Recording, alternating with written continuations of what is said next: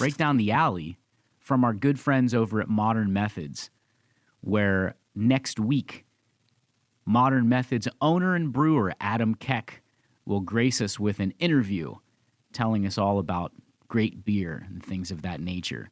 But this week, we want you to sign up at theprodcast.net if you haven't already, so that you can be eligible to win our Season 2 giveaways brought to you by Coates Car Care.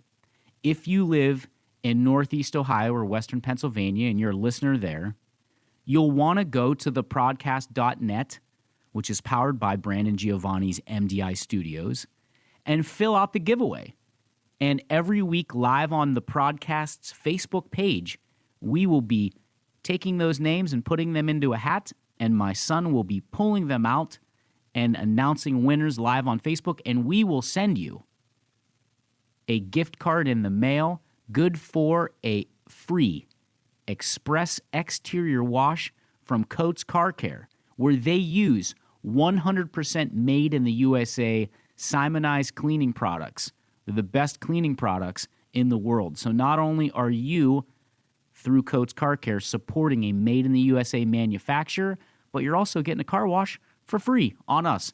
We pay for the stamp too, okay? Coates Car Care has locations in Ohio, in Austintown, Niles, Halland, and Cortland, and in Western Pennsylvania in Hermitage. If you are not from those areas, that's okay. If you're in one of the other 44 states where we have listeners, thank you for listening out of state. We will send you another gift card. Our good friend from Pennsylvania last week, 2 weeks ago, got a gift card for some free coffee. He could have got a sandwich, cake pops, coffee, whatever it is. But this year, we are lucky to have a great sponsor for Season 2, Coates Car Care, where they will also be coming out with an app in the next few weeks, because we're living in the world of COVID-19 where we are separated and we're practicing social distancing and we're practicing sheltering in place, sheltering at home. And so their app is going to help with that, where you won't even have to talk with the attendant. You just show them the app. You can order the car wash through the app, pay for it through the app, and show it right on your phone. They barcode scan it, and in you go. But if you sign up for our giveaway at theprodcast.net, you can win a gift card courtesy of Coates Car Care. This episode is the last episode we've recorded, had pre-recorded pre-shelter at home. So it's a little bit of a different format, and I want to tell you a little bit about it because we're going to be interjecting some recorded music that was recorded on cassette in we think the year was 1980, and it was recorded by a jazz saxophone player named Sam DiMartino. And the recordings are of our guest. They're the only known recordings of our guest that we have access to. In the late 60s and 66 and 67, Mike Fogarty, my uncle, played with the Billy Stewart Band. And if you guys don't know who Billy Stewart was played actually with two albino drummers, according to my uncle. Billy Stewart was an R&B singer and actually recorded Summertime. Summertime where the living is easy, right? I'm not going to sing it, but okay. And he did like a really awesome version of it that he became known for. Tragically, Billy Stewart died in 1970. His car went over a bridge, and he died at a very young age. He was in his early 30s. But before that time, my uncle traveled around the country with him. Played in Atlanta, Georgia, in Washington, D.C., and in upstate New York at a club called the Cheetah, which was a real hip club. You can look it up. And this was before, unfortunately, his struggles with mental health. My uncle had severe struggles with bipolar schizophrenia, and it sidelined his career. And, he tried to get back going in the 70s and whatnot. But he played throughout the country, like I said, with Billy Stewart, but also was really known to play in the Crystal Caverns, which was the Bohemian Caverns, and befriended jazz guru Tony Taylor. And you guys can look that up as well. But this podcast is a conversation with him. It's a picture of post-World War II Niles, Ohio.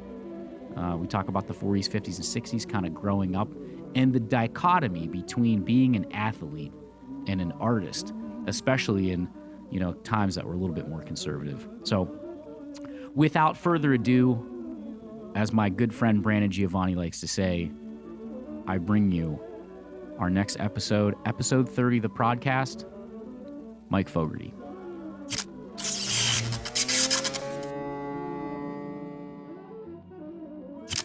Ladies and gentlemen, listeners, lovers, and friends, welcome back to the podcast.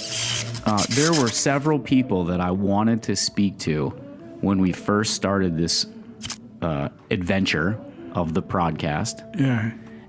Music always a huge part of my life. Music a part of everybody's life. But I've been very blessed to have my mother's brother, the late, great Frank Castellano. Right. Guitarist extraordinaire, vocalist. Roll on. Check out the CD. Throwing a plug in for you, Uncle Frank. Miss you. And who played jazz, but played everything. Right. And my father's brother, jazz saxophone player. Grew up with both these guys at different ends of my spectrum, so to speak. And so influential as hell, because I was so blessed to hear the talents of my Uncle Frank play and sing. And then also on the weekends when I went with my dad, when my uncle was staying with my father, I'd get to hear him blow his horn. Mike Fogarty, welcome to the podcast. Thank you.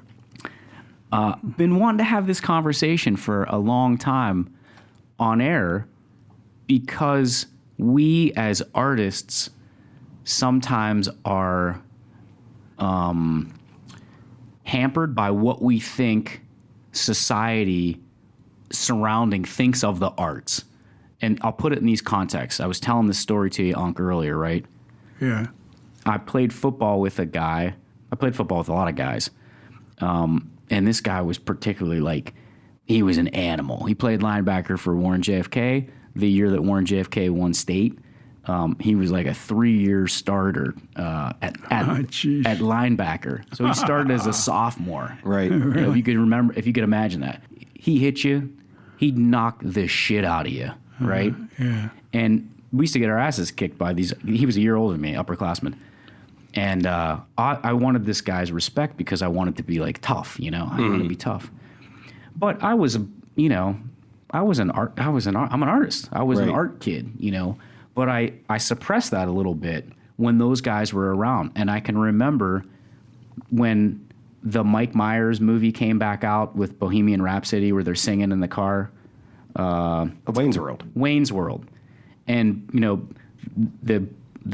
the song by Queen. Right. And it had come out, I think, in the 70s.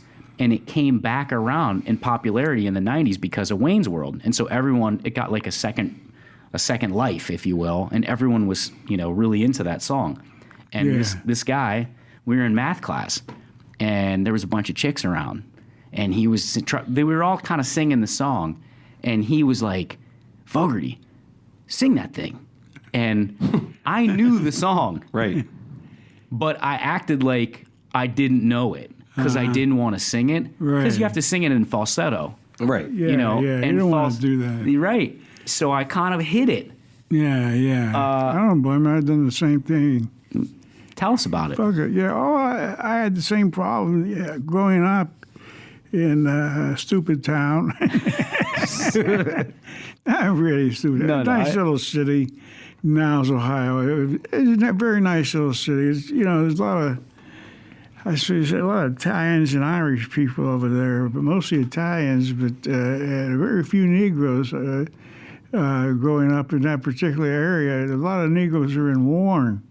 This was back in the 40s. I was born back in the 40s or 43, but growing up there was the segregation was very prevalent in the South. I saw a movie called what was the name of that movie? It had overtones of the Klan in it, and I thought to myself, well, this is something I don't want to get mixed up in. Mm-hmm. I used to go to Warren a lot on a bus. I take a bus there. I think it only cost maybe a quarter or something, you know, a little bit of change. And what'd you go for? I just go up there to see what I could get into, you know, to see go to the record store up there, Vogue Records. I used to hang out in the bus depot up there, you know, but it was very interesting. You know, I mean, if you think of it as such, because segregation at that time was in the South was very strong. You know, whites didn't associate with blacks at all, and the blacks had always had to go in their own little corner, so to speak. You know? And Niles was like that. Niles wasn't. Niles, there weren't a lot of blacks, but well, was that there weren't mentality? a lot of blacks, but Niles really had. Well, the blacks lived on the other side of the tracks. Mm-hmm. Yeah, they lived on the other side of the tracks, man. So. Cliched as that is, yeah. Yeah. I have a friend of mine that lived over there, Nick Lamons, as a matter of fact. He lived over on Pratt Street, was in a black district. And there was some Italians that lived down there, but mostly black people. But the Italians lived over on the east side of the Niles. I thought it was a nice city. It was very nice. It wasn't, and the people were pretty smart. They were smart, you know. They came over from the old country, you know. I remember going up a street, Mason Street, and they always had, you know, the red peppers out, and in the backyard, you know, tied up on strings, and but it was a nice time for sometimes, you know. It just wasn't very progressive. It wasn't. Well, no, it wasn't. You know, I think at the time. I grew up listening to music. I listened to Frankie Lane, J.P. Morgan, but J.P. Morgan was a girl? Yeah. I never really, thinking back, I never really got into this too much. It was okay. It wasn't too bad. But my interest basically was sports. You know, if you didn't play sports, then everybody played sports in Niles, in Warren, you know. But I also had this interest in music, and I also had an interest in art, in art. I used to draw a lot, sketch a lot. I was fortunate enough to get some of my not showings, but some of my work thought of kind of like appraised or thought well of, you know. Sure. And then how did you get into music? You segued. Well, music, I listened to music all my life. You know, my dad didn't care for, he didn't show any interest in music. You know, he owned a small bar on the east end of Niles it was called Fogarty's. And my uncle cooked there. I used to work there. I used to help him out, you know, cleaning up from that for him. But I was listening to 45s. They had little 45s at that time, you know, kind of like Frankie Lyman and Fats Domino, rhythm and blues mostly, the Clovers and the Platters. It was I love music, and I wasn't too much into classical music. I was, but I didn't know exactly what I liked about classical music. I knew all the names, you know, like Beethoven, Liszt. Did you always have an affinity for music at a young age? Yeah, I did. I had a record called Sparky and His Magic Piano. Was that a kid's album? Yeah. It was called, thank you. It's called Sparky and His Magic Piano. And it was kind of funny because I didn't think about this at that time. I thought about it later, but because I had to take pills because I was supposed to have a nervous habit, but I don't know. That's neither here nor there. But No, that's maybe interesting. What do you remember what they were? What were the pills? Well, I used to take Parnate. I took, which was an amphetamine, speed or whatever, I got it from a psychiatrist. So you got speed from a psychiatrist? Yeah, Parnate. It was a red pill. Okay. And what was the thought process behind? What was that? Probably because I was depressed. Okay.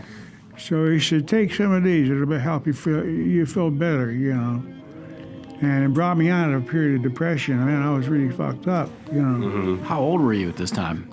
This is about 18, just out of high school. I had played all the sports, baseball, basketball, hockey, football, and played on a championship football team, state championship football team, but I wasn't really what you would call a star. I was utilized mostly as a blocking back.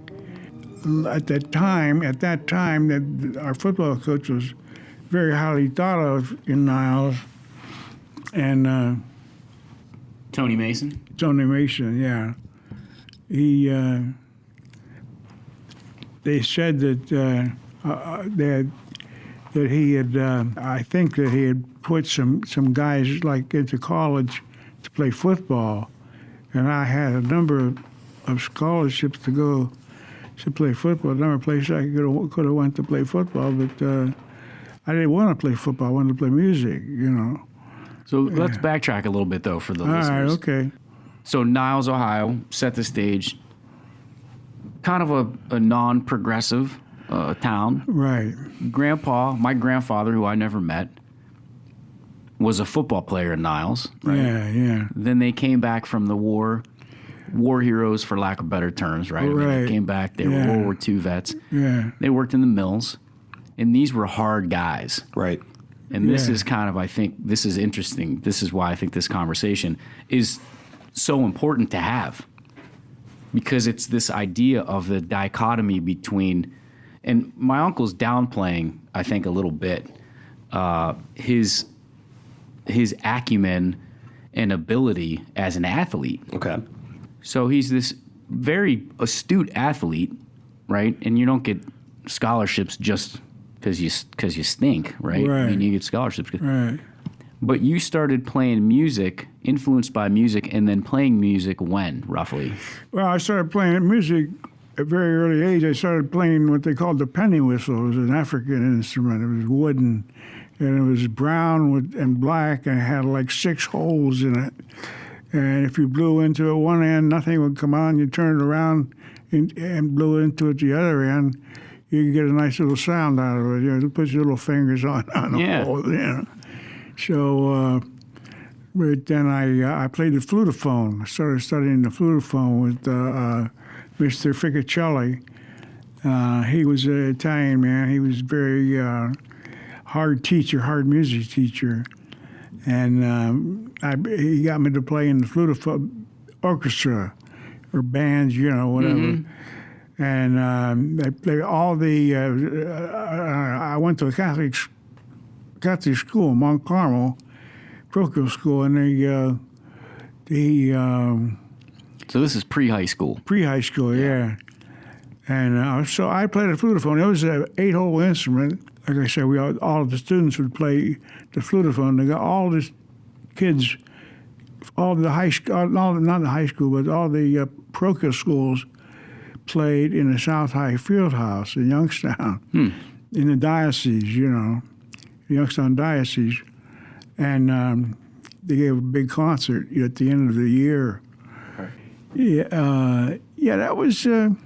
Were you good at the flutophone? I was all right. Yeah, I liked it. I had a hard time sight reading. I couldn't sight read with the doggone, Mm-hmm. And but I liked it. I liked to ad lib. So you do the flutophone, and you're soloing basically, right? Yeah. Which is a jazz trait. You end up becoming a jazz musician, a jazz saxophonist. When did you switch to sax? Well, I studied piano right after I got started.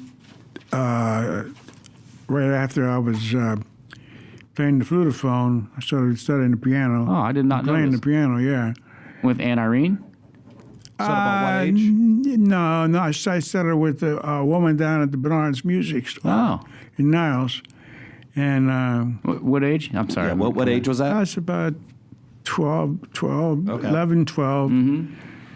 10, 11, 12. And Irene, I used to go over her house all the time and mess around with the piano over there, just trying to figure out little tunes, little ditties, as they used to call them. But I like the piano. I finally learned that Bach was a kind of like was probably the simplest form of music because it was so natural and so that's what we say logical, because you went from one note to the other, and then from that note to the next one, and then from that one to the next one, and then back to the original one. So it just seemed to work out that way. I said, well, geez, man, this man, he had it really down pretty good, Johann Sebastian Bach, I liked his music, and a lot of it, not a lot of it, but some of it was utilized in jazz, that I found out later. And I listened to jazz. I used to go to the Record Rendezvous in Niles, and there was a saxophonist there, and Anthony Cheffo, Shusy Cheffo. That was his nickname, Shusy, and he used to play tenor saxophone. He played really well, and so did Larry Villio, another saxophonist. They had both been in Korea and had played football at Niles, but they both were excellent saxophonists. And they used to hang out there in the record store. Shusy's father used to own the record store. And Larry used to be buddies with him, and they used to stay there. And I used to be friends with them, although I was a young boy at the time. And I just used to go in there every day after school and listen to jazz records, I browsed through the record bins and pick out different records I thought were interesting and play them, And Shusy didn't seem to mind. He liked it. Then we'd talk about him. And so I really enjoyed myself as far as musically. Did he get you into playing sax? No. I got interested in the saxophone. A friend of mine, John Neapolitano, came over to the house, and he was starting to play the saxophone himself. He was from New York City, and he came over to my house, and he had a saxophone with him, an alto saxophone with him. I took it out of the case, and I said, "John, can I look at that?" He said, "Yeah." I said, "You mind if I play it a little bit?" I took it, and there was a record on. It was called "Line for Lions." Lyons. It's for Jimmy Lyons, who was a record producer and a producer of concerts on the West Coast. And I put some air through the mouthpiece, and I got a sound out of it, and it kind of impressed me. It felt really good. It felt really good. It felt like it was in tune to me. Right after that, I gave the horn back to John. I said, "Thanks a lot."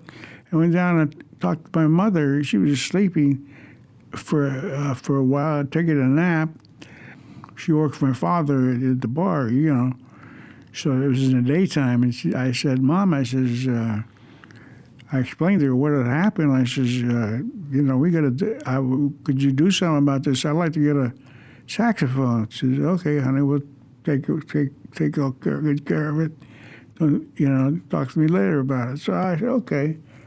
So I went back up there, and then gradually I had some friends who had a band, John Wilder, and they used to practice up in his basement at his house up there. He was a rich kid. He had his father was a lawyer in Niles, but I used to go up there and listen to him. He had a sax. No, he played piano. Gotcha. And he was an excellent musician. He played Beethoven at 10 in a concert, which I was amazed. I was with his mother. outside. We were at the library where the concert was taking place in the auditorium. I said, "Who is that, John?" I said, "Yeah." He says, "My God, he sounds really outstanding, you know." And she says, "Yeah, well, he's pretty much like that, you know." And but he sounded really great. I was surprised, you know. Then after a while, then I started studying the piano, studying the saxophone with Hank Sahonic, another musician, and out of Bernard's, not Bernard's, but Sahonic's and Molinari's music store out there on Route 422. John Wilder called me up and says, "Would you like to come up and audition for my band? I heard you're playing the tenor saxophone." I said, "Sure." About what age is this? I was 14. 14. So high school baseball and football hasn't started yet.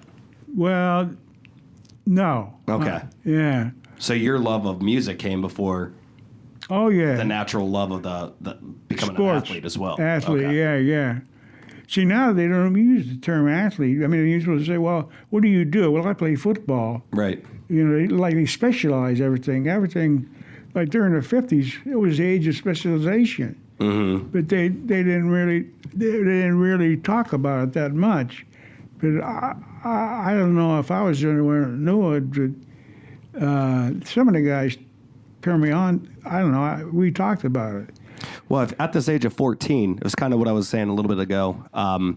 There was a marching band, obviously, in Niles as well. Yeah. Did you ever want to join the marching band before playing sports? No. And I think the picture that we've painted was your dad came back from the war. He was a Right. steel mill. Would you have even been able to say, "Hey, Dad, I want to be, instead of playing football or baseball, I want to get into the band"? No.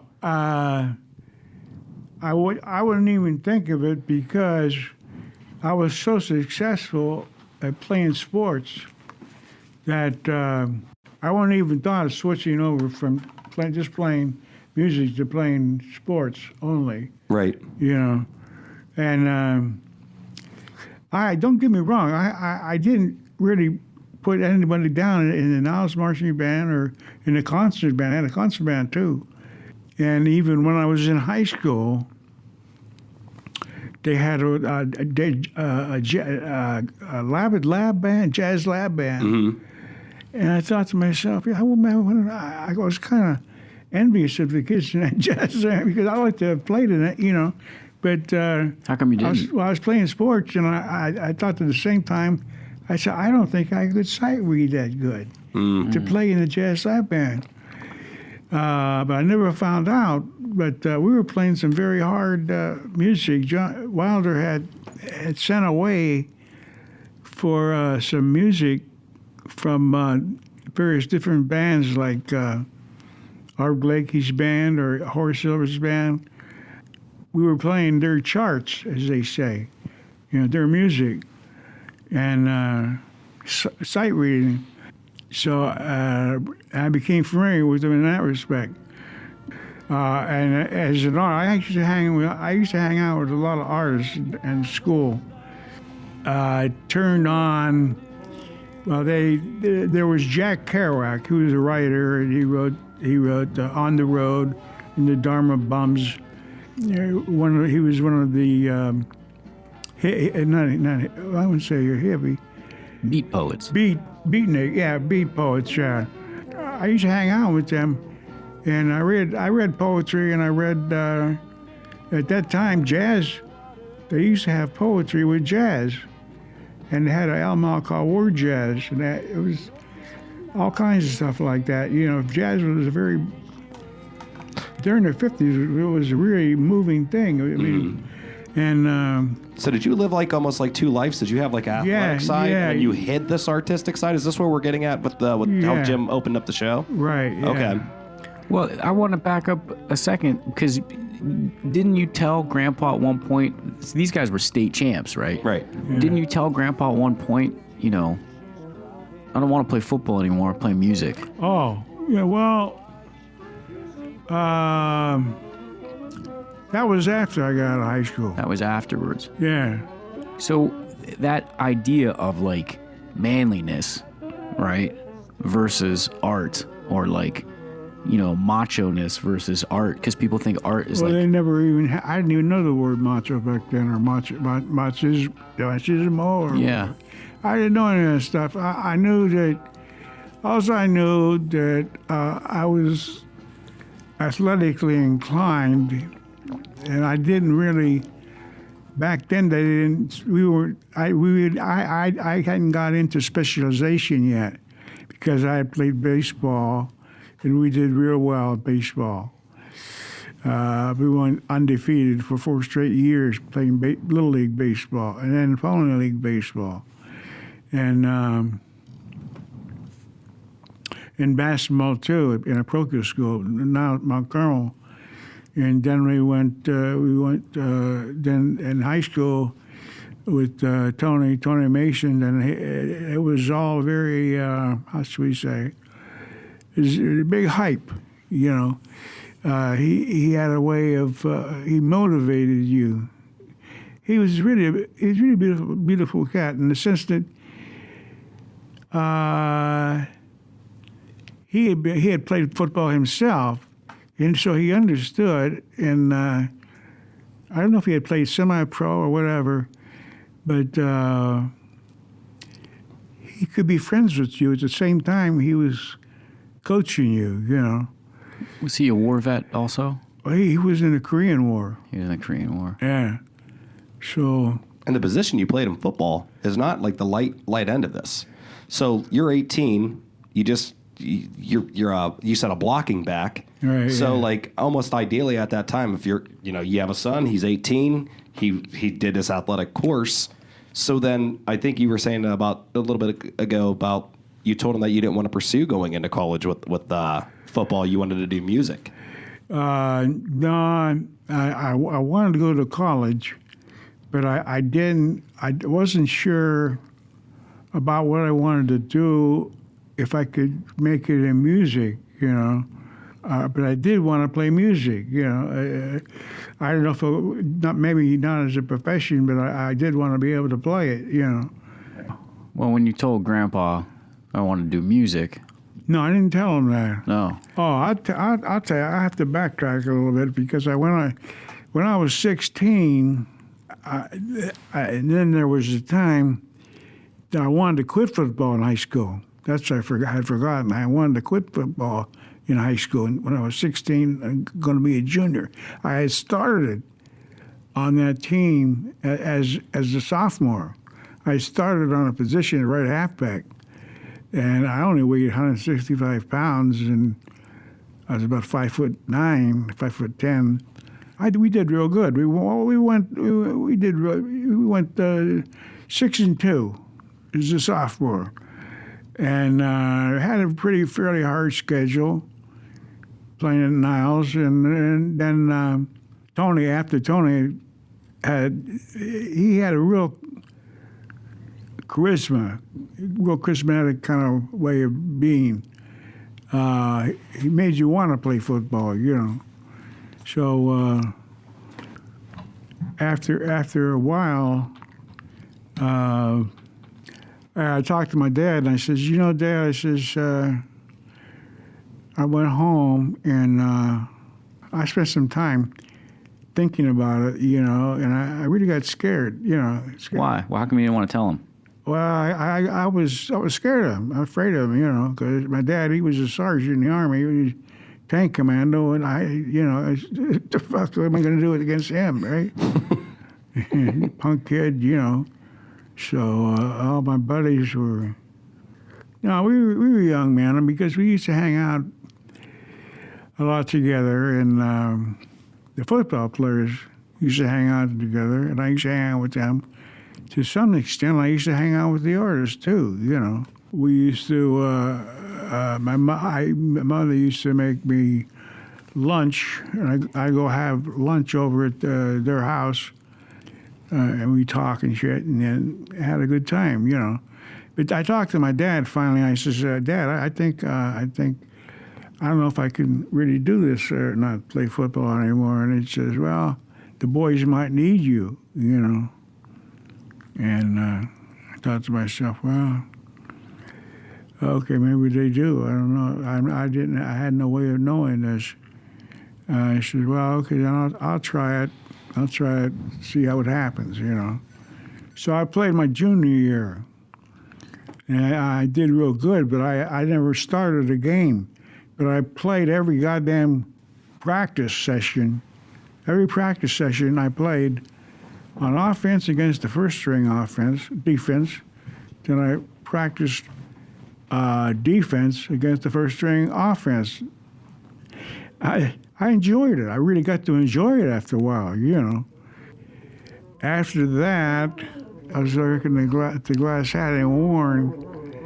I was telling Brandon about it, that where that antenna up there in the police station is where the glass hat used to be. What is the glass hat? Glass Hat was a bar in Warren. It's called the Warren Jazz Club. And they had a Warren Jazz Club in here.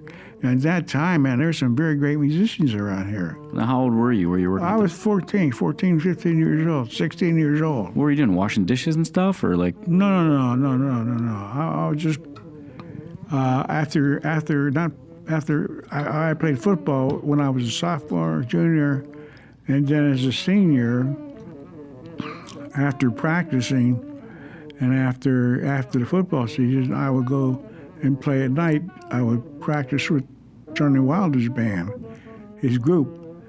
We called ourselves the Bohemian Jazz Quintet. Yeah, so that was a pretty good band. Actually, I think back on it, So you were playing at the Glass Hat with these guys? Yeah, we were playing the Glass Hat. Wow. Two nights a week, Friday and Saturday nights. So you must have been they must have considered you pretty good. Oh yeah, we did. I played with some good drummers, very excellent musicians. So you got this dual thing going on. You got sports that you're exceeding at, and then you got music that you're exceeding at. Right. And sometimes those things are diametrically opposed. Right. When you said about, you're going to talk to your dad about not playing football. At that time they were. You can take that in a way that nowadays you could say, well, gee whiz, how come it was so hard for him? Because you could take your kid nowadays and clean up that situation and say, well, he plays football, and I don't think, to me, there aren't too many guys who play football and play music. You know what I mean? Mm-hmm. So, well, that wasn't encouraged, right? Playing music was not encouraged. No, it wasn't. There was one guy I remember, a good friend of mine, who played football. In fact, he lived after I graduated. He lived down on the same block that I did. He did great as a halfback for the Niles for his sophomore and junior year. Then he quit to play in the symphony, what do they call it? The marching band? Not the marching band, but the, I forget what, orchestra. Niles Orchestra, yeah. Oh, okay. Nelson Kinley Memorial Orchestra. But he did real well, Did people look down on him for quitting? No, I didn't look down on him. I don't know if anybody else did, I don't think anybody did, really, but they would have looked down on me unless I felt that. I did feel that a lot, man. In fact, I was afraid to go and quit because my buddies were going to kick the living shit out of me if I quit football. You know what I mean? Well, what was different about him quitting and going to play for the orchestra than for you? I don't know. It was his... where his position was as a young man in reference to, in relationship to the people that he was hanging out, to what he was with. Everybody knew that, not everybody, but maybe not too many people knew of him. And since that they knew of me, because this kid, he wasn't as he wasn't as good as a football player as you. Right. Yeah. Yeah. Right. Well, that's interesting. That because I think that still happens, Brandon. Don't you think that? I mean, some of that mentality has carried over, where it's like, and I'll equate it this way: I'm biased when I say this, and I'm saying it as secondhand because I haven't heard my uncle play the saxophone in probably it's been 30 years. Yeah. So, but by all accounts, extraordinary. To be that way in an art form, this is my hypothesis, I don't know if this is true, but to be that way in an art form, to be exceptional, to be brilliant, you have to have a certain sensitivity. And so I think people sometimes think if you're macho, if you're you're trying to be a hard-nosed guy, that sensitivity is like a weakness. Like, oh, he's sensitive. Oh, he's just a sensitive kid. Not necessarily. Yeah, I hear what you mean. I know what you mean because I look at a lot of kids now in these newer jazz magazines, later magazines like that are coming out now, like Jazz Times, even Downbeat, where the musicians, I see pictures of them, and they don't look quite as hardy right. as the some of the famous football players these days. Sure. Where I think, Jim, what you were kind of saying is they're two totally separate things. Like normally in football, you're told to leave your emotions at the door. You play with pride, and right. you get the job done. Yeah. Where in art, the more emotion that you put into your art, the better that you are. So you're doing both things. Like you're playing football, leaving your emotions at the side, go out there and hit somebody, and then you're also with music, extremely that sensitive side that you were talking about is it's full of emotion. Right, yeah. So when people think of emotion, they think tears, right. I hate to say it, the females, like just crying and stuff like that. And that's the dichotomy, I think. Right. Yeah. That's probably why you were. No one's ever said, hey, man, that dude, just look at his emotions out there running on the field. Well, sometimes they do when guys are like showing like a raw alpha type of raw, that kind of stuff. But that's probably why, Unc, you had trepidation about telling your dad, hey, I don't want to play football, or hey, I want to be a musician. Yeah. Well, because he was a tough guy. Right? I mean, he was. Yeah, but I say it's like I don't quite know how to express it because he was a great guy in the sense that he got me or bought me everything that I wanted. As far as like when you're a kid, you're thinking of Santa Claus and you think of all the toys you got. I had electric train. I had what do they call it? He had all kind of good stuff. All kind of good stuff, yeah. He doted on you. Wanted, he doted on you, right? Yeah. First male. Yeah, so... But at the same time, I learned... I used to work with him, in the sense that I would scrub floors and do dishes for him, back when at the bar? At the bar, yeah. I tend bar for him, and when I had to, and I sometimes I enjoyed it, And then after I got out of school, I took some day jobs. I worked at Packard Electric, and I worked as an accountant in Republic Steel. I actually enjoy those jobs, All playing music at night? No, yeah. Well, playing music at night, yeah. I even took off one year playing music when I was 18. I was really depressed, man, because I gained a lot of weight because Tony had me build up from 165 to 185 pounds to play fullback for him. After a friend of mine graduated from high school to go on to college, and I had to cover for him. I played football, fullback for him, at a higher weight, 185 pounds, and I had to eat a lot of food. I eat 6 eggs in the morning, and toast. Rocky Balboa style. Crack. Yeah. No, Hulk Hogan style? Yeah. Raw, just drink them. No, I can't stand that. I can't stand that. So, but Did you take a lot of hits playing football? Were you always hitting? Because you're always in the eye back. You're the fullback. Yeah. And the mentality back then was kind of like, It might have been a good. Just keep going. Oh, absolutely. Probably a good thing that you didn't go to college and play football, because look at the advancements nowadays that they found 5 years ago with the CTE. Oh, yeah. I mean, I'm just trying to be joking. I know you didn't have a leather mask back then, but you didn't have a super advanced helmets back then either. No. Yeah. So No, football these days, it's still the same game, but Notre Dame used to have leather helmets even when I was in high school. what? Yeah, they used to have leather helmets, man. In And you graduated in what year? When Paul Hornung was playing for Notre Dame, they had leather helmets, like... Oh. Yeah, no kidding. What year did you graduate high school? 1961. 1961. Yeah.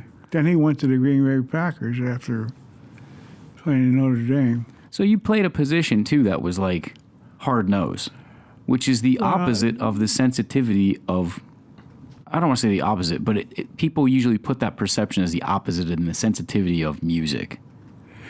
Yeah, that's the thing about musicians who play the kind of music that I played. They call it the music or hard bop or black music or what kind of title you want to put on it. The musicians who played this music were, how should we say, they were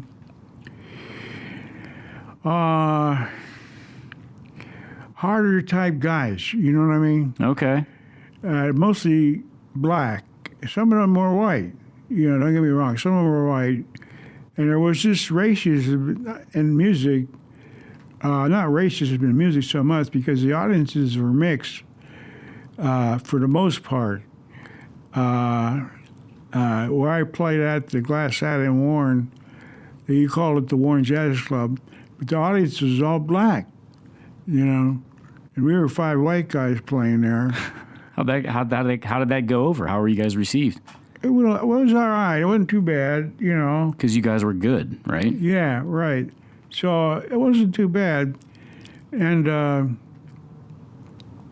I got a chance to play when some of the other guys weren't playing with me music, and I got a chance to play with some of the other black musicians, and I enjoyed that, and I got to make a lot of friends playing the music that we played back then, and I carried over into even today. I still remember them. I even had their names written down, and so forth, to remember them, Yeah.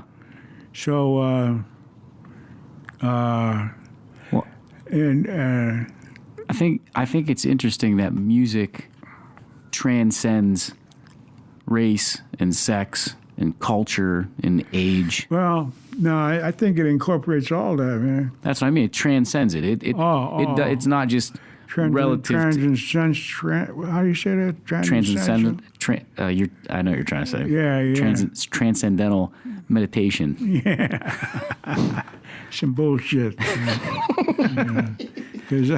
So let me go into this. So you're playing jazz sax. Yeah. You're playing at the Glass Hat, and you're transcending culture, the Niles culture, pretty much all white and Italian and Irish, right? Yeah. And now you're in Warren, you're in a different culture, and because the music transcends it, and I guess the point I'm getting to is you have this one part of your life that is the traditional. You played football, you're going to go work, and you're going to go do this thing. And then the other thing is, and that's usually people's like, have a B plan, have a plan B if this thing doesn't work out. Yeah. But you take the A plan, which is not the normal, the traditional. It's playing music and playing jazz music, which is not that highly thought of. Right, not that highly thought of. Right. So you go to tell your dad, hey, I'm going to play music. Yeah, well, he never really said that I shouldn't do it. We never even talked about it, actually. The only time I ever talked about my dad was when I first got my first tenor saxophone. It was a Pan-American tenor saxophone. And I took it out of the case, and my dad was standing there. He says, you think you can handle it? I said, yeah, I think I can, Dad. And he didn't say too much. I said, okay. And they left the room, you know. But he left it all up to me, you know. If I fell on my face or fell on my ass, it was my fault. You know, it wasn't his fault. You know, he was that kind of guy. Was he supportive of the music? No. Well, he was in a sense, because I did bring some musicians into a place which he owned, and we played there, and he paid for it, you know, out of the till, you know, out of the money at the bar. So it wasn't too bad. It worked all right, but I don't know much about it. It was okay. But I enjoy playing around in this area, and eventually you go to D.C. Eventually I went to D.C., and I was very fortunate to go to D.C. because it was a good year for me. I was only 22, and this is 1966, and that was there was a whole lot of bullshit going on racially, you know, that even in the 1970s, I had a good friend of mine, Tony Anthony Taylor. He had he partly owned the Bohemian Caverns, you know, or his dad owned it or somehow. I don't know what the hell the story was, but anyway, he was a jazz entrepreneur, and he's the one that booked Roberta Flack. Well, let me read something to you real quick. Go ahead. This is from House History Man. This is a passage here. It was under the guidance of Tony Taylor, a jazz guru and entrepreneur, and somewhat of a legend himself, that the Caverns, they're talking about the Bohemian Caverns, achieved its holy status as a jazz joint. His club has subsequently been memorialized in recordings by artists Ramsey Lewis and Les McCann. It is the appearances by Cannonball, Miles, Train, they're talking about Cannonball, Miles Davis, who turned Brandon on to today, John Coltrane, and Eric Dolphy, that are remembered as defining moments in the life of a club whose final chapter was writ in the massive civil insurrection that marked the assassination of Martin Luther King. So you're in D.C. at the apex of racial tensions and the coming up of the Bohemian Caverns. This is where you played at the Bohemian Caverns. Right, And you lived with Tony Taylor for a while, right? Yeah, well... Or you guys got to be good friends? We became good friends, and I had my own place. When I moved down there, I got my own place in 11th Street, Northwest Washington, D.C., and it was a basement apartment. And Tony stayed at the Cavern, so there was like a, what do they call it? Kind of like a big, long bench, which had like cushions on it, like the booth. They had like, you know, in booths, leather booth, and they had like, you know, maybe rubber cushion. And he slept on that. He just stayed. He stayed at the Caverns, slept at the Caverns, and actually in the bar. Yeah, in the bar. When you went in the bar itself, there had a small sign that says Bohemian Caverns, but when you went down the steps, there was all stalactites on the top of the ceiling, hanging from the ceiling. And this motherfucker was a great artist. He used to paint. And besides that, he had played, I'll say he played semi-pro football. Oh, so you had this connection where you both were into music and Yeah. I did not know that. Yeah. Yeah. He was a big guy. Yeah, he was a real big man. I remember him. You brought him to Thanksgiving Right. one year on Kenilworth. Right. Yeah. And he was a very gentle guy, just Yeah. very affable. Yeah. Yeah. Yeah, he's a good man. So when you get to D.C., you get your own place and you're kind of kicking around. How long did it take you to get to play at the Bohemian Caverns with and meet Tony? That happened right away when you got there? Yeah, it did. Well, I met him the first day I was in the city itself. It was actually the first day of my life when I got first day of my life in D.C. in 1960, January 3rd.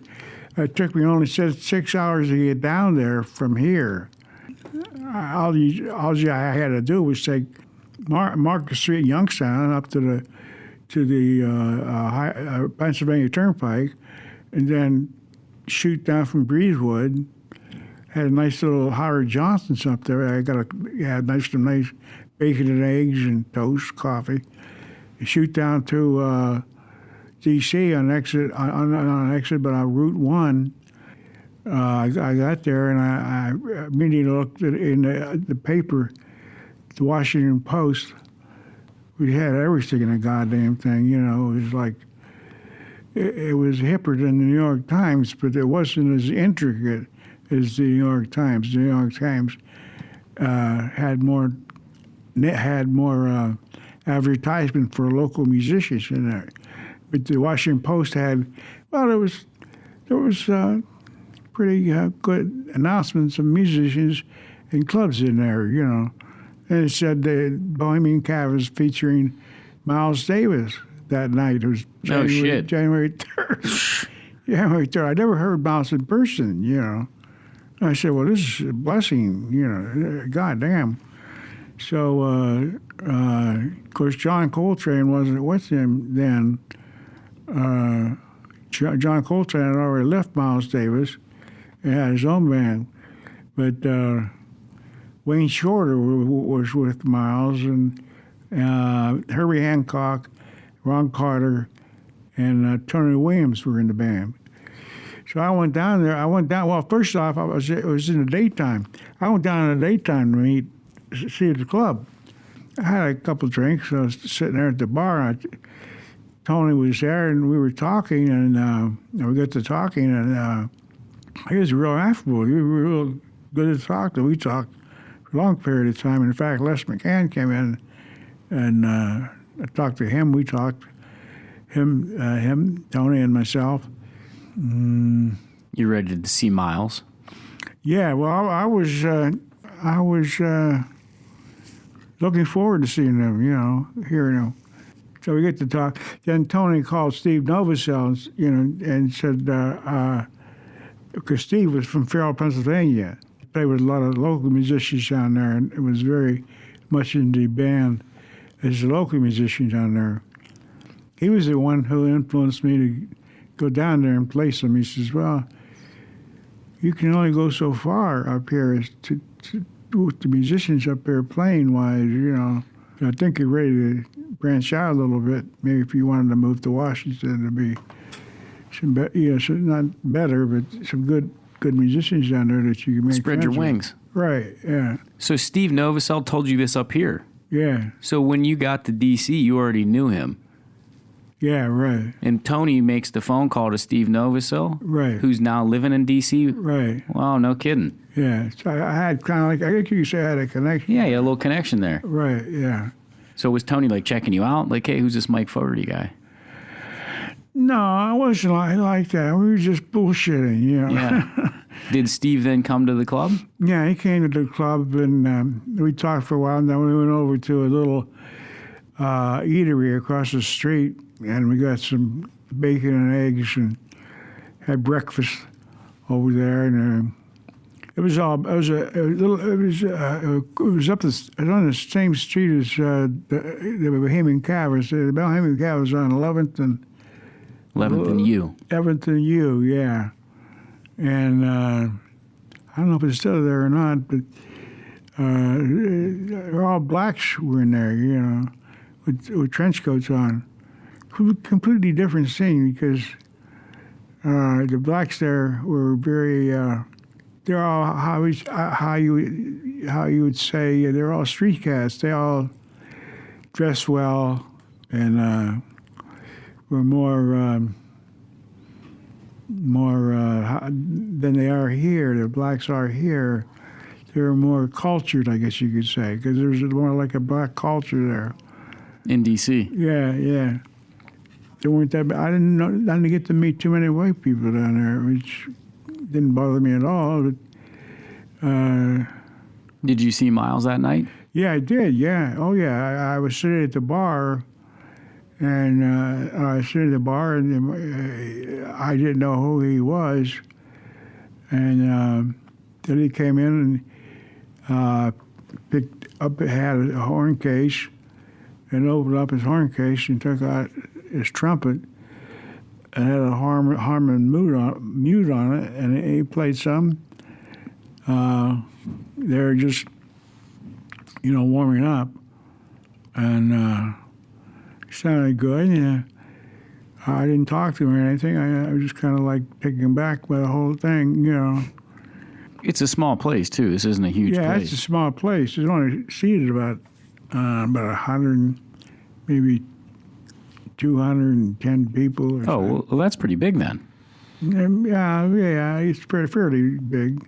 Okay. How was the stage area? Was it a big stage by the bar? There was no stage. It was like had like a incline like that. Oh, okay.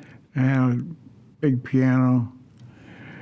It was interesting. It was an experience for me. Was that the only time you saw Miles?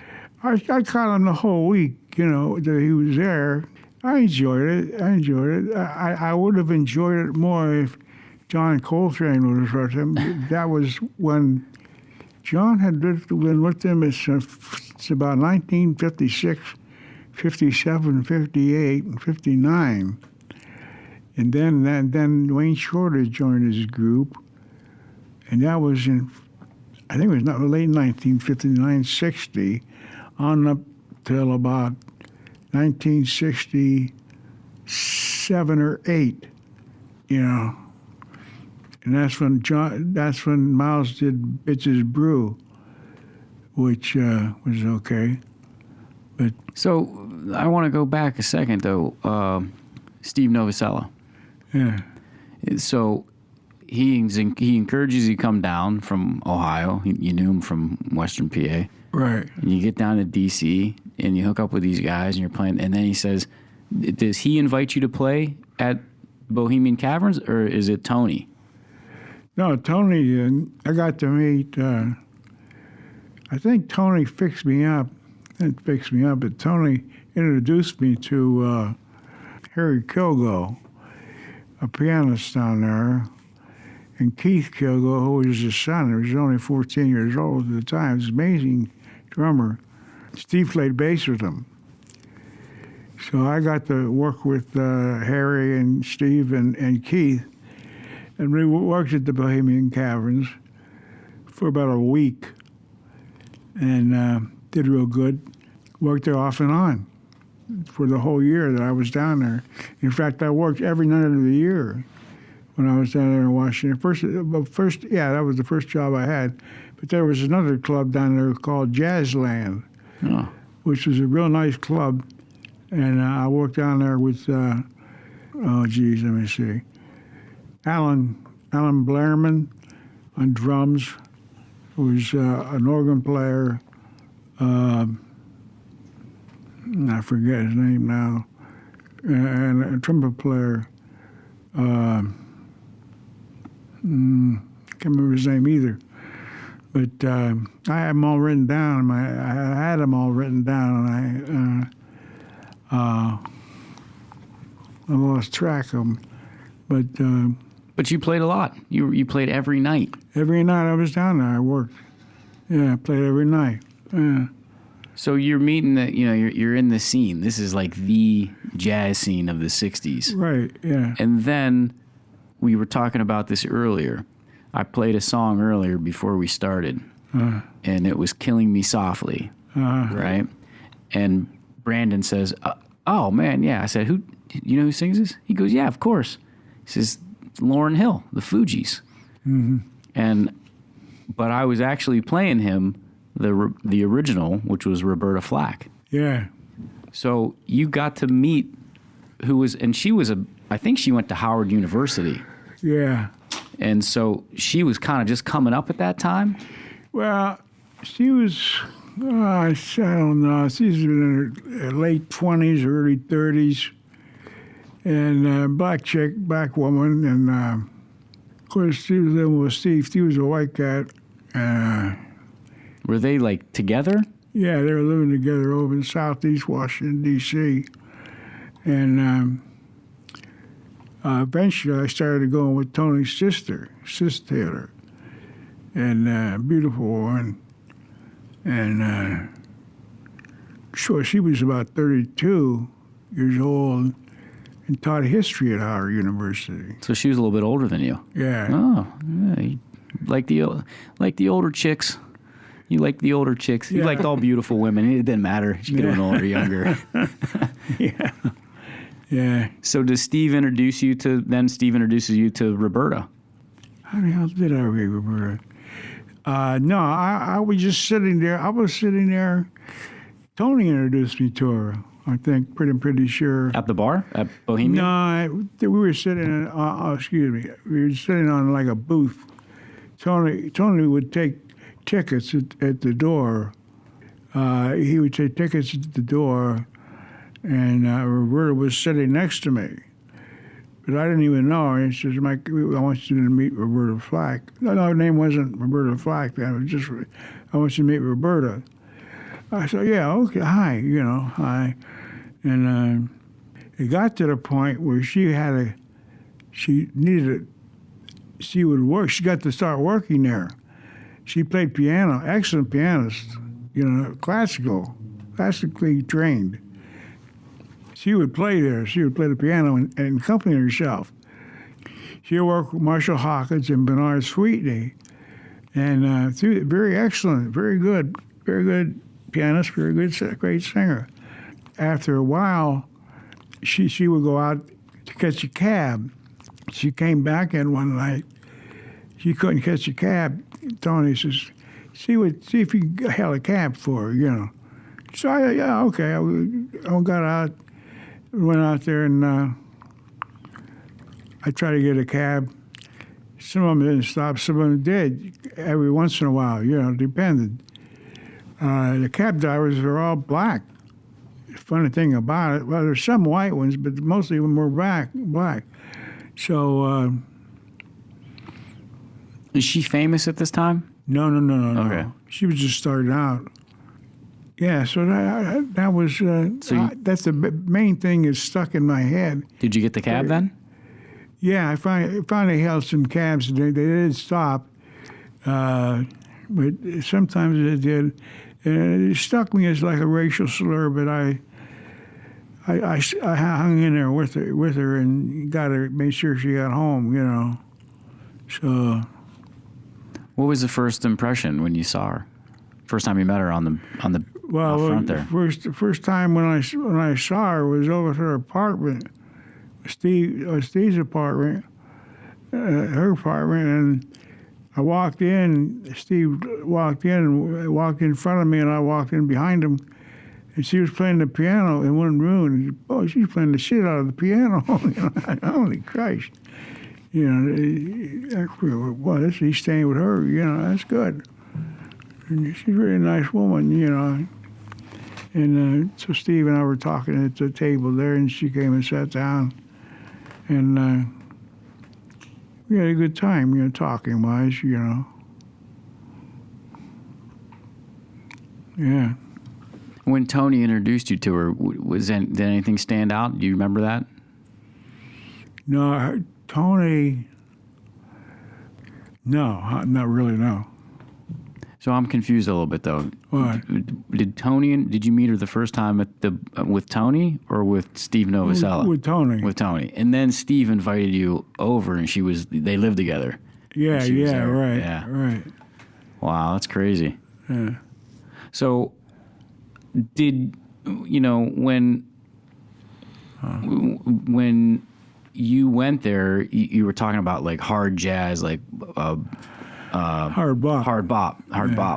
And so she played more of like a smooth sound, right? Like a smooth, like velvety. Her voice is always to me kind of saying like velvet. Yeah. Was that a different style that you were then introduced to from her, or that from that time, I should say? Yeah, well, it's a little bit different. She was a little bit different from most black singers. The black singer that I liked at that time was Nina Simone. Yeah. Who was popular. Nina Simone was on the jukebox, not only at Jazzman. And the tune that she sang that I really liked at that time was "Goddamn Mississippi," And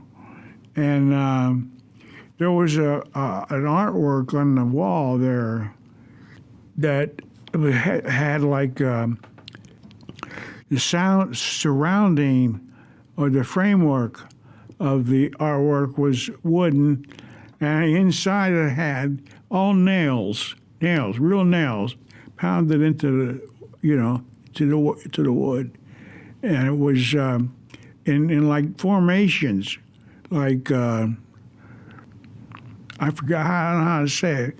They're kind of like anyway. It was like a pattern. Yeah, like a pattern. Yeah, that's good. Thank you. It's like a pattern. Yeah, they were very interesting. I thought it was very interesting. Yeah. Webster Young was the trumpet player that I used to work with down there. And Jackie Harrison was the organ player. We worked there for 6 months, all told. I think, I'm pretty sure. What's it called again? The Jazz? Jazzland. It was on 14th Street, which was up from the Flamingo. I worked at the Flamingo down there, too. Not up here, but down there. Now, the whole time you're there, are you just blowing jazz, or are you blowing different stuff? It's jazz. All jazz. Yeah. Yep. And so that music, that hard bop, because we were talking earlier, because Nina kind of, some of that stuff is that music, but then Roberta, because that was a different time, right? Yeah, Nina was before Roberta. Right. And then today you introduced me to Michael Franks. Yeah, I liked him. Which is in the 70s, kind of smooth. Yeah. It's listenable. Yeah. I call it, it's not really what you would call easy listening. Easy listening is something like you listen to like Frank Sinatra or Tony Bennett, guys like that, Jack Jones, they're easy listening, and they would be classified as that. But Michael Franks, to me, it's really easy to listen to without any hindrances of thinking about what kind of music it was or who the musicians were on it or anything. I just put it on and enjoy myself, listen to it.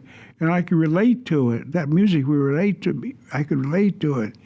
And it struck me as like he was telling me a story, like he was telling me about some of the incidences, like with Popsicle Toast, that I reminded me of my old lady and myself, which, is, I liked, a lot of it was like that. So, some of the stuff that he did. Popsicle Toes. Yeah. From The Art of Tea. Yeah, The Art of Tea, yeah. Now, here's the dichotomy again. Popsicle Toes is probably not music you would associate with football or athletics. No. Right? No. guys would probably think, oh, popsicle toast. What do you listen to that shit for? You know, right? Yeah. Well, see. Yeah, well, that's Did most guys listen to rock? Was with me? Well, the guys that you played ball with. I didn't. I don't know what they listened to, Jimmy. I don't know what the hell they listened to, because when I was about 12, well, there was a bunch of guys. We used to gather in this girl's cellar, and she had 45s, RPMs, Yeah. And she listened to. I was going to say Chubby Checker, but it wasn't Chubby Checker. It's before Chubby Checker, when they did the twist, twist. Yeah.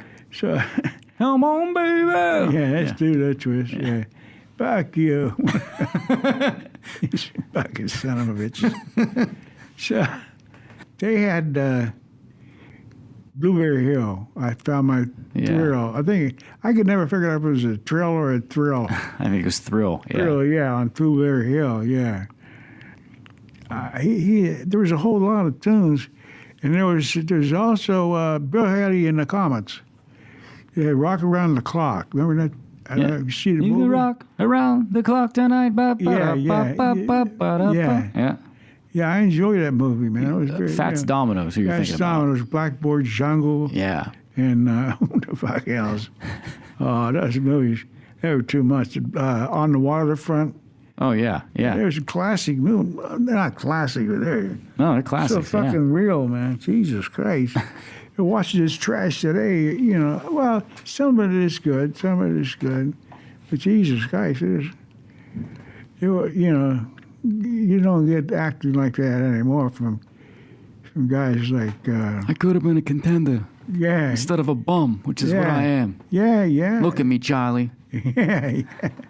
You should have looked out for me. Right. How did we get from Fats Domino though to that movie? Well, it's all with the arts, man. All in that same time frame. Same thing, yeah. So you're 12 years old and you're listening to Blueberry Hill with your buddies? Right. Well, yeah, I was. Yeah. They're like, I guess they did, Was jazz and, when you got into jazz, was that not a popular, was it popular? Jazz wasn't really, I don't imagine to be popular, yeah. No, it was never popular. Were people like, oh, he's, that's kind of, because I listen to jazz, even people now, you listen to jazz, people are like, oh yeah, jazz, whatever. It's not very accessible, I think, because it's not, there's not that pattern that you talked about when you talk about Bach, right? The 1, 2, 3, 4, 5, back to 1. Or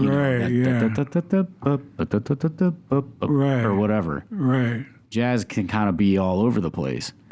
Yeah, but it has a certain form for the most part. Some of it is kind of like I don't know. I call it, when I first started listening to Max Roach and Sonny Rollins, it sounded like Indian music to me. Some of it sounded like Indian music. What do you mean Indian? Indian like Indian music, like music. Like Bow and Arrow Indian? Yeah, right. Yeah, okay. No shit. The drums, yeah. Yeah, these guys were very into it. They had a tune. There was a tune they did called Cherokee, and it went "Brave Indian Warrior."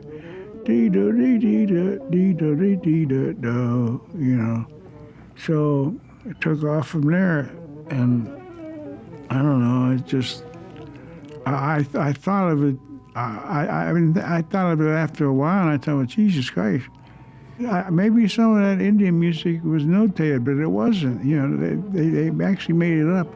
See, most of the musicians, man, were junkies. They were shooting shit, and I didn't do that. I came up right after that was popular or prevalent. A lot of the local guys, older men back here, used to do it, but I never did. I used to smoke a whole lot of shit, hashish and peyote and stuff like that. I never got into heroin. I never got into that. So the only thing that I know is that if you want to get into it, you really got to be careful what you're getting into, you know, because I don't know. A lot of guys have survived it. I mean, they go on. They don't necessarily die from it. And I guess some of them say maybe they did. I don't know. It depends on the man himself. What the hell what he does with it, you know. Isn't that weird that jazz gets associated with heroin? Drugs and that? Yeah. It is. Well, it's true. Yeah. It's fucking true, Jimmy. I can't say anything about it. My dad, I don't think he even knew of it. Maybe he did. But the guys during Korea really, I think, should probably, maybe did know of it, like Shusey and Larry Villio, Shusey Cheffo and Larry Villio. Maybe they knew of it. Korea, well, the comedians I really liked were, I liked all comedians, but at one time there was, tell us his name. Lenny Bruce? Lenny Bruce, yeah. He was doing a whole lot of shit, man. Were there a lot of people doing heroin in D.C. at the time that were, in that scene? No, not that I knew of. Yeah. I saw one man who I didn't even know. I saw him with several packets of white stuff. I don't know if it was heroin or not, but it was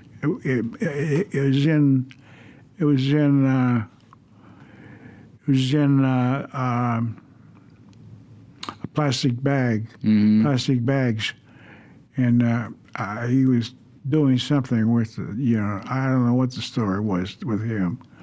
I didn't want to get into it because that was his scene. I didn't want to bother him.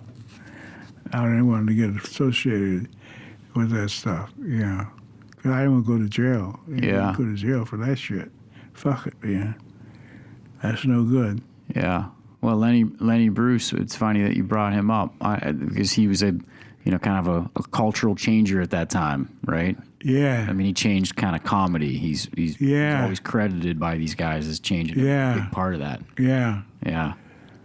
He was a comedian that he knew a lot of musicians. In fact, I think he performed at different clubs, nightclubs that featured jazz. Okay. And I think he knew some musicians. And in fact, he did some of his skits were kind of like taken from the musicians, So he was a great comedian, I thought. I enjoyed listening to him. So Lenny Bruce, same time in that era, and those guys are playing. Yeah. Did you ever get a chance to see him out live? No. I saw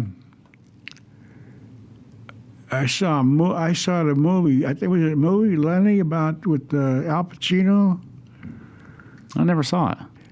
It was his life story, and it was pretty good, but it wasn't. It had to do with his actual. I would love to have seen his regular skits with him in a club. Yeah, he was really fantastic. I thought he had lived a lot of it, some of it anyway. But still, he used that format, that form. He'd tell you a little story, and you couldn't get away from it. There's no not too much living going on. He still used that form that all comedians use. Do you think there's a form there in jazz too that's similar to that? Oh yeah, well, the form of jazz is like structure of tunes. The musicians use tunes like they'll take a tune like "I Love You." We'll say that's a tune, "I Love You," and it'll have 8 bars, and another 8 bars, a third 8 bars, and a fourth 8 bars. And the first 2 8 bars are the first is 1 8 bar, then the first 8 bar repeats itself, and the third 8 bar is completely different from the first 2 bars, first 2 8 bars rather. And the fourth 8 bars goes back. It's the same as the first 8 bars. So what they do is they'll use, say it's 8, B8. The first two is 8, the first 8, the second 8, and the third one will be a B. That's the bridge, and the last one would be an A, and that's the same as the first two. So they'll do that, and they'll take it on standard, what they call standard tunes, like "I Love You" or "Embraceable You," or "Autumn Leaves," or "There Is No Greater Love." Regular standard tunes, like Broadway tunes, or. But that's basically it. They'll use standard tunes, and take the chord changes from the standard tunes, and use those to play solos over or through, after stating the theme, the original tune like it was written. Mm-hmm. Then they'll improvise, which you use in the same form as the original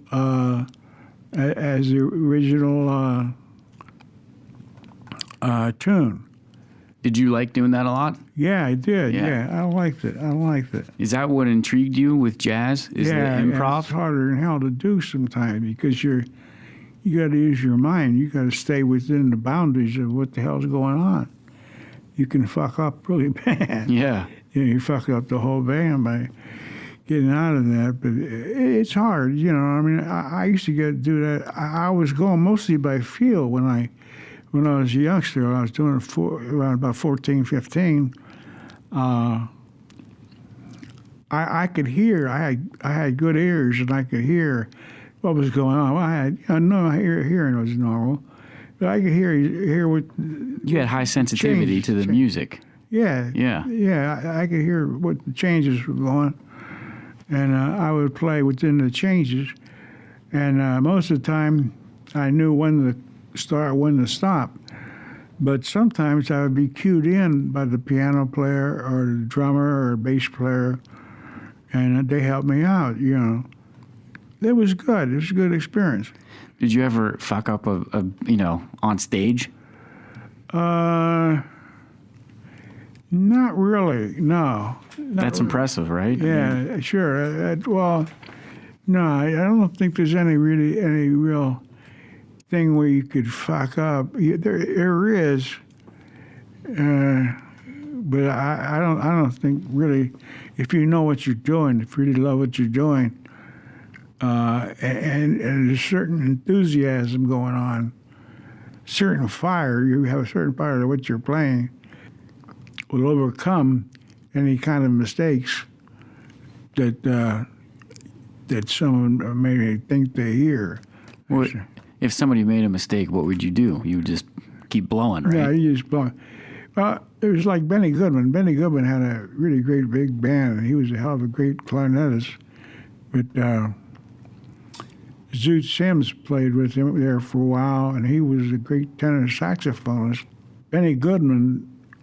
See, I didn't like this attitude that he had, because the other musicians, in fact, Zoot Sims said he had like a look that he'd give to the player, the musician, if he was fucking up or something, and they called that the ray, that he was using what they called the ray. He'd look at him, make the guy feel bad, That ain't no way to be, man. I don't like that shit, because it's just not right, The level of playing, when you're playing with a musician like Benny Goodman, and that kind of a band and that setting, then there should be no problems. It's not that hard, really. The music might be a little bit difficult, but basically it's just music. Music is music. What the fuck?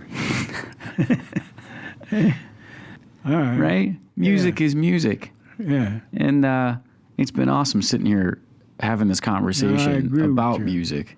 I agree with and, you. And about the history in particular, your history and your take on it. And it's been really insightful. This is a different kind of format show for us, so I'm excited to hear it, again when it's played out, because I think it's, we talked about this idea that jazz and art, and I shouldn't say jazz, we talked about this idea that art sensitivity and athletics, being strong and powerful, those things can be unified. Yeah, they can, yeah.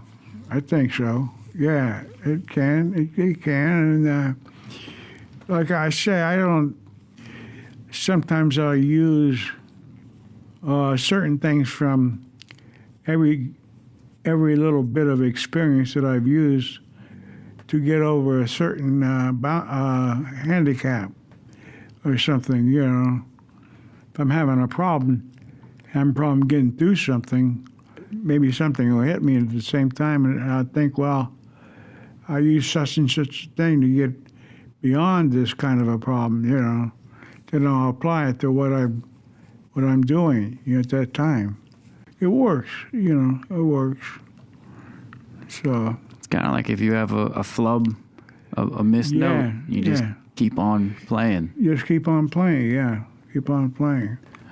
Well, I want to thank you for coming on and talking with us today. I want to thank you. Yeah, no, you're welcome. I think you brought up a lot of interesting points, and to end on a musical note, Roberta Flack made that song "Trying Times," and I like that you shed some light on the trying times in the 50s and 60s, and how those times kind of are mirrored sometimes by our own modern times, right? And how you went to areas that you weren't necessarily comfortable with, right, with people you didn't know, right, and it still ended up being okay because music was what kind of brought you guys together. And music is like, if music is the equal to humanity, to love, right. Music can conquer all, right? Love can conquer all. Love brings us together. Music brings us together. Yeah.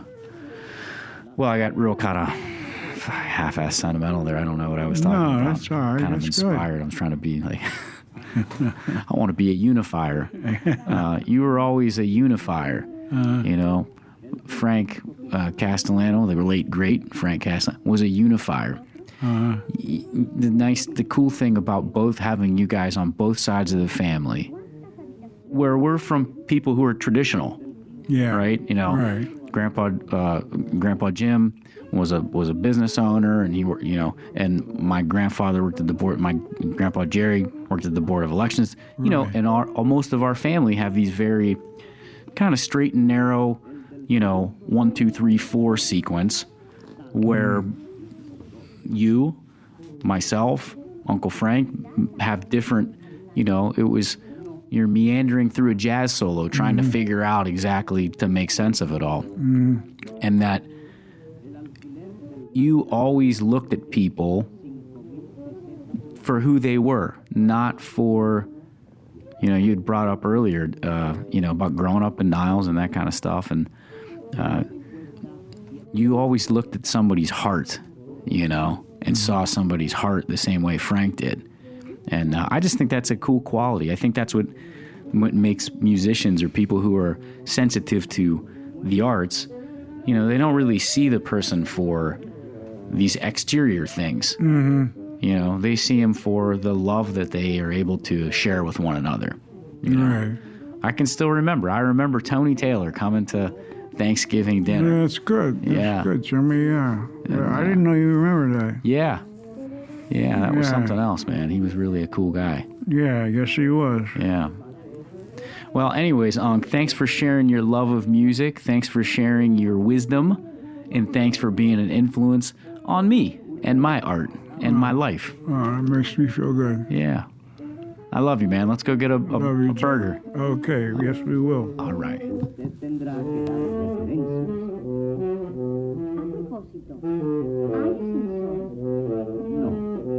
No hay ascensor. Aparte de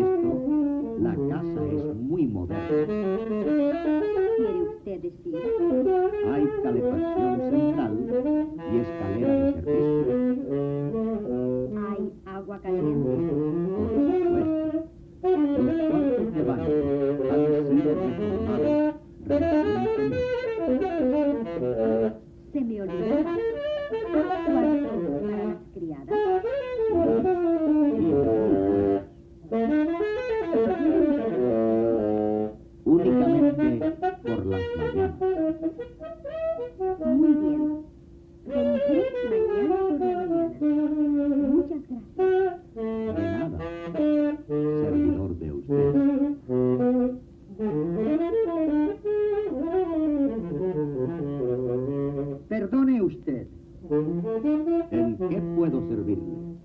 Hello, Mike. It was a good recording that you made there, and we'll do some more tomorrow.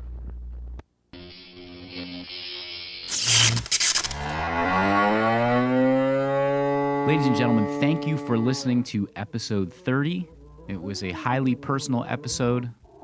Obviously, it's my uncle, and I'm glad I got to share it with you. I'm glad I recorded this episode. This was our last episode we recorded before the shelter-in-place orders because of COVID-19. And so we're happy and excited that some of the orders are lifting, and we're able to start to get back into life a little bit. And fortunately, we had recorded some episodes prior to it. But our next show, next week, episode 31, will be Adam Keck from Modern Methods Brewery. We'll finally get him on the show. We'll get to interview him about some of the great beers that he makes over at Modern Methods. The tap room will not be open as of yet, but we'll talk about how he's evolved his business. And we will be doing it from responsibly, socially distanced recording setup. We have reconfigured the studio. So now, next episode, we will truly be about 6 to 8 feet apart. And that'll be interesting. We look forward to having you and listening to Adam Keck from Modern Methods. Until the next time, stay electrified. We want to thank our other sponsors of the season, Two Ticks and the Dog Productions, and MDI Studios, who creates and powers theprodcast.net, where I'm going to implore you one more time. Sign up for our free giveaways. We'll be doing drawings all season long, and you can win. But the only way you can win is by signing up to win. It's that simple. We'll pull your name out of a hat if you're lucky enough, and we will mail you a free gift card by Coates Car Care, or if you're out of state, something else. We may surprise you guys later on. Who knows what the rest of the season will entail. But we welcome you to tune in. Please like, listen, and subscribe. And until the next time, stay electrified and be kind.